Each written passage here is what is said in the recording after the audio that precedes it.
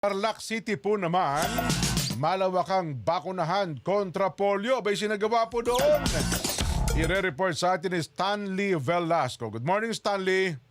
Patuloy ang serbisyo ng Department of Health kaisa ang lokal na pamahalaan ng Tarlac sa isinagawang na malawakang bakunahan kontra polio bilang bahagi ng supplemental immunization activity sa lungsod. Ang layunin ng kampanyang Chikiting Ligtas ay upang maproteksyonan at mailigtas sa mga bata laban sa vaccine-preventable diseases gaya ng polio na isa sa mga pangunahing sakit na kinakaharap ng Pilipinas.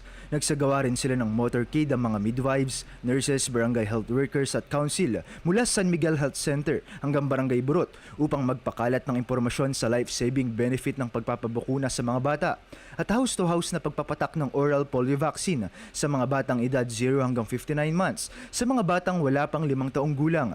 Patuloy lang sa pag-arangkada ang malawakang bakunahan kontra polio bilang bahagi ng supplemental immunization activity sa lungsod.